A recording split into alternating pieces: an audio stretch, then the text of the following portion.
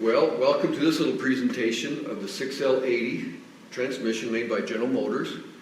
It's in lots of SUVs and of course pickup trucks starting around the 2006, 2007 for sure, and up until probably around 2016, 2017.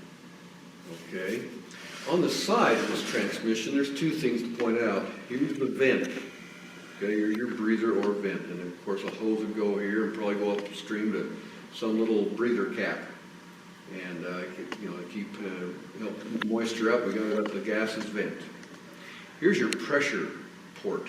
If you needed to hook up a hydraulic pressure gauge, this is on the passenger side of the vehicle, right? And there's your pressure port, and it is pipe thread. Dipstick. This transmission does have a dipstick. And of course, you know where dipsticks go. Okay. This transmission is unique in that when you pull off the bell housing, the pump comes with it, and we'll get to that. And on this side, just the only thing I want to mention here is it does have a manual lever as well as a manual valve that does move the valve inside the valve body. So with that, let's go ahead and start tearing this unit down. Okay, we've turned the transmission upside down. We've put it in one of these vices, that clamps onto the case, all right? So anyway, to make life easy, I've only got a few bolts that I need to take off.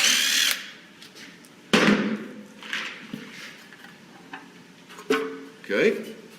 Reusable gasket, and they are quite reusable. The steel reinforced, not the paper, not the cork. OEM gasket only. Now, I've gone to the effort to identify 6 bolts, the only 6 that need to be removed to remove the valve body. Okay, so maybe try to get familiar with these two. In this transmission, these are 10 millimeters. Sometimes they're an inverted Torx, and I believe the size is an EP10. So something to watch for. Before I actually take the valve body off, though, let's do a few things. On the side of the transmission over here is the big black connector, okay, and it's got a little short piece you can remove. So I'm going to lift this up, okay, and I can wiggle this out usually. Okay, so it's got an O-ring, double O-rings anyway. The electrical connector resides inside here. Kind of a nice little piece, all right? Before I continue on, I should also remove the little detent and roller for the rooster cone. 8 millimeter, okay? Set him aside. Now, on this valve body, we have something called the internal mode switch, okay, the IMS, the internal mode switch.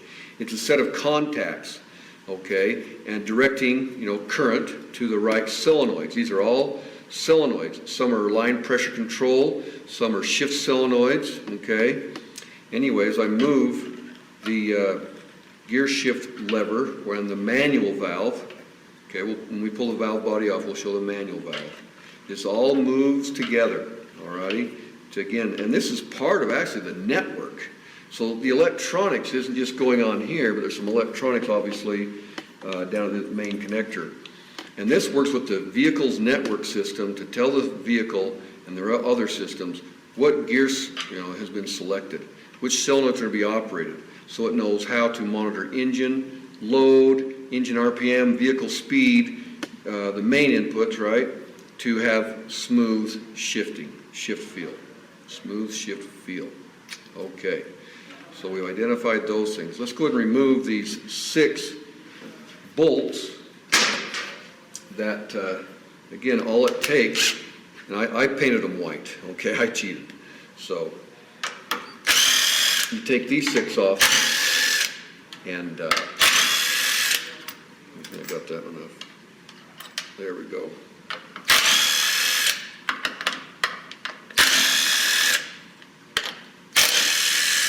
Okay, and that's all that's necessary to remove this. Now, while we've got the valve body solenoid assembly all here, let's identify a few more things. So there's this little dog, or this little dowel that resides out here. That's what was moving the manual valve. Okay, here's the manual valve and the internal mode switch linkage all at the same time. So I'm moving things hydraulically, and things are moving also electronically, so the transmission can be controlled as to what, the desired, reverse, neutral, park, drive, low, all those positions. Okay. Part of this valve body assembly is the transmission control module. It's here inside, resides inside the transmission. Okay. Often referred to as the TECHUM, T-E-C-H-U-M, I believe, the TECHUM. And the valve body and solenoids do separate. So the solenoid assembly does separate away from the valve body assembly itself. Okay, so this is sometimes replaced in a rebuild, and it does come with a TECHUM. It'll have to be reflashed. And the valve body assembly, again, is a separate, these two are separate items. Okay? After removal of the valve body, here's these valve body to case seals, and they're all bonded together here. Kind of nice. Don't forget to put these in, or you'll have no vehicle movement. Okay? Of course, back to the shift linkage, as traditionally we have a parking pawl, and it's moving the little pawl itself down in here to lock the main or output shaft. It locks the output shaft to keep the vehicle from rolling when you put it in park. And when you pull it out of park, the parking pawl falls away, and of course the output shaft is now free to spin. Okay, we have rotated the transmission so it's vertical now. Use a 15 mil socket to remove these bell housing and pump assembly bolts. Okay, we'll get those out of the way. And this all comes off together like so. Oh, one thing I should have pointed out that I did earlier, before you pull the pump and bell housing off, there's an O-ring here for the torque converter clutch. Without that O-ring in place, by the way, you would not have torque converter clutch application. That should need to come off first because it'll get in the way of that stator hub sliding over. So take the O-ring off, slide the bell housing pump off together. Okay, so while we're here, I'm going to flip this bell housing over and just simply point out, here's the pump. Okay, and it's just been bolted to the bell housing, kind of a different design from what we're maybe used to in the past, but it works and it's very successful. And here's the pressure port, just a little orientation of that, and that vent that we pointed out at the very beginning of the video. Okay, here's where your transmission filter, there's a big filter that goes into the sump. So here's the inlet for the transmission fluid become pressurized by the pump.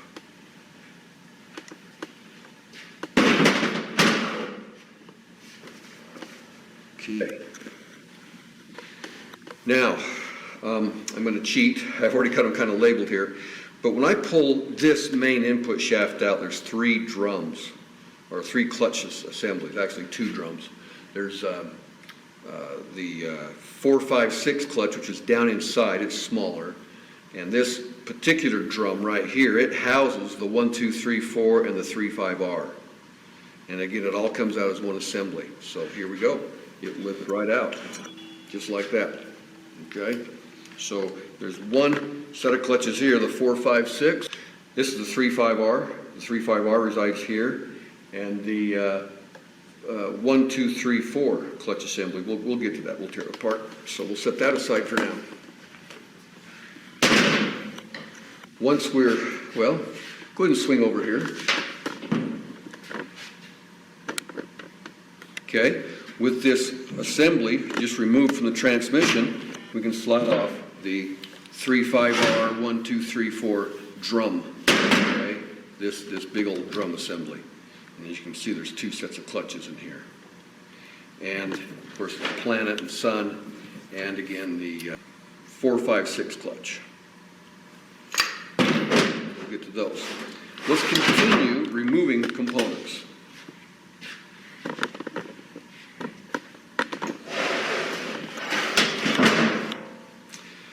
Okay, next, little thrust washer, I'll just leave it in place, but I'll go ahead and remove this rear planet drive shaft. So the 4, 5, 6 clutch applies here, or whatever goes on with the 3, 5R and the 1, 2, 3, 4, to drive the other planetary setup down at the bottom of the trans. This transmission is kind of a unique design. At the top end, there's a simple planetary gear set, and at the very bottom end of the transmission is a Raveno compound. Some folks would call it a double planetary gear set. Okay, so we'll get to that. Okay, so this thrust washer, don't want to lose that. There's one on each side of this input shaft, this rear planet input shaft. Next, we'll pull out the small sun gear. Okay, small sun gear. There's 2 sun gears in the bottom. This is for the small one. Okay, and this drives the bottom small sun gear. Here is the large drive shell. Okay, drive shell hub, whatever you want to call it, for the larger sun gear. These fit inside each other, as so. Okay. And like any rotating part, moving part, please keep track of the thrust washers. Don't lose those. We cannot have these two colliding. With each other. It's got to be a bearing to keep them separate. Whoops, wrong direction. Okay, we'll set that aside. Now, the fun part. This is where you might want to back the camera a little. This is where you get to use these snap ring pliers. Can you appreciate that? Kent Moore, number J-45126. I'll put that on the screen. You kind of have to work that lever like that. And there's a big old snap ring inside here that is stout, and you'll see what I mean here in a moment. Okay.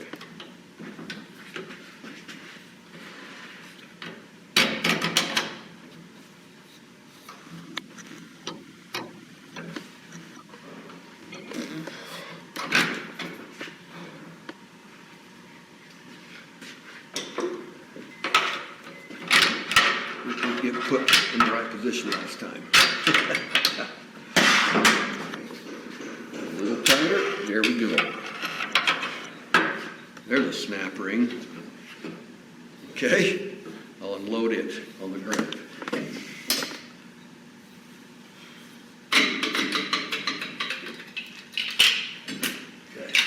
through with those. Okay, now we're to the point now where we can remove what's called the center support. And inside this big drum that comes out next, or this center support really, of course this is keyed to the transmission housing. Okay, so the clutches that are inside here are brake clutches or holding type clutches. So we'll just lift out the... There we go. Thank you. All righty. Now on the center support, we have the 2/6 clutch. This is for second and sixth gear. And on this back side is the low sprag, okay, one-way clutch assembly, and over here is the low reverse clutch. And we'll take these apart individually and show you all those clutches. Now once again, this center support is keyed to the transmission case, and it has a certain direction it goes. Okay. When we assemble, we'll point that out, but you really can't put it in wrong. Okay. Lastly is the output shaft assembly. And I'm going to just push up on the output shaft. Planet assembly.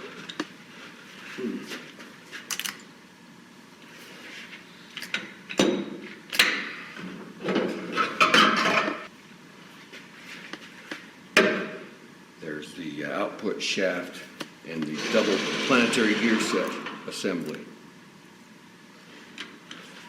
3-5R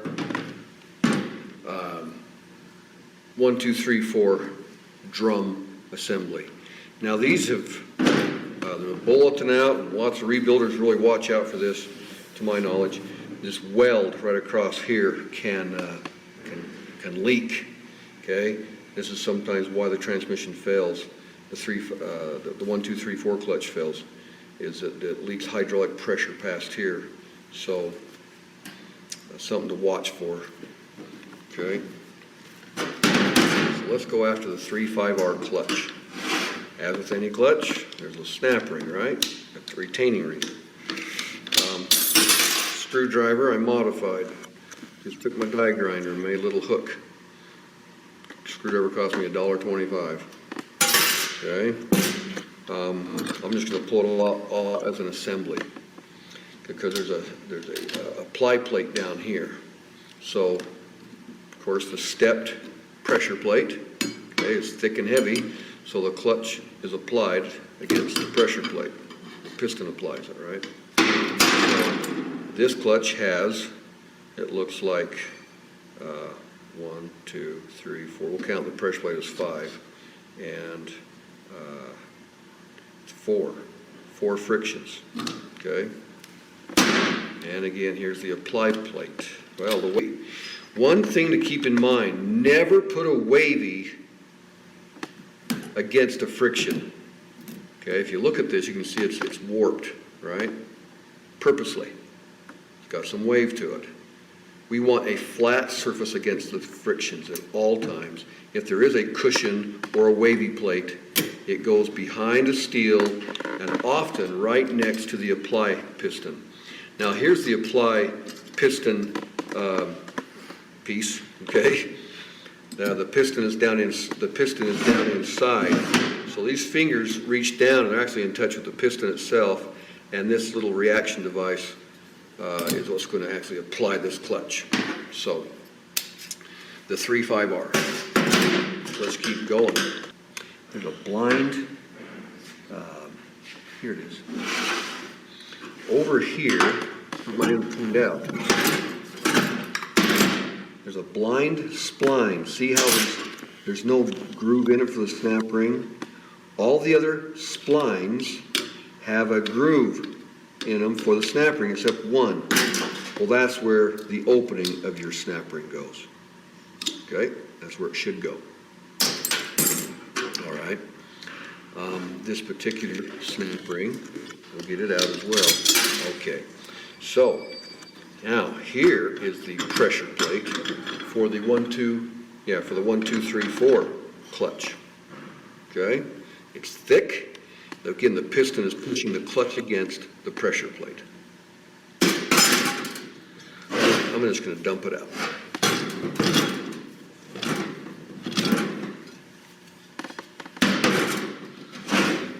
So, it's got a wavy, okay, and that goes against the piston itself, the apply piston.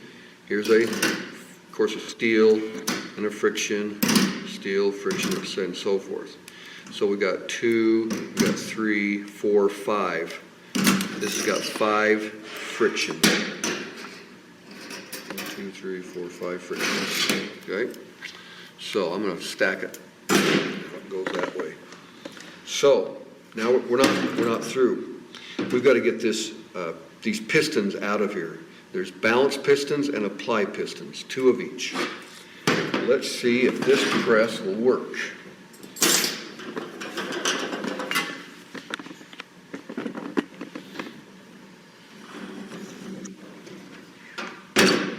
Okay, so I'll lower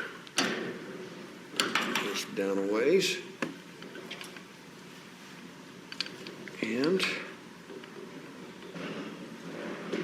get it centered the best we can. Snap ring opening is right here. And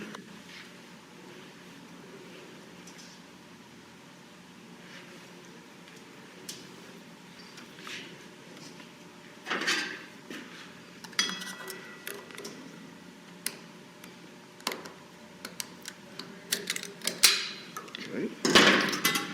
Snap ring, back off. The balance piston.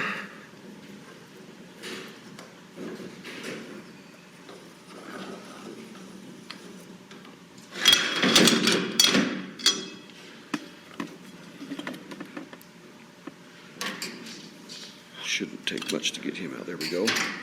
This would be replaced in a rebuild. It's molded piston. Snap ring obviously went here. And then underneath is the Belleville or return spring, okay, for the apply piston. The purpose of a balance piston, once again, as I've mentioned in times past, because of centrifugal force of how things are spinning and moving, we have an apply piston that will apply the clutches, but we also need to have this little separation piece that sits between the apply piston and how it applies against the plates, okay, the clutch plates. And so this helps minimize the self-apply tendency that would occur because of some velocity and circular motion that would try to have some forces that try to slightly apply the clutches, which would probably burn them up. So, okay.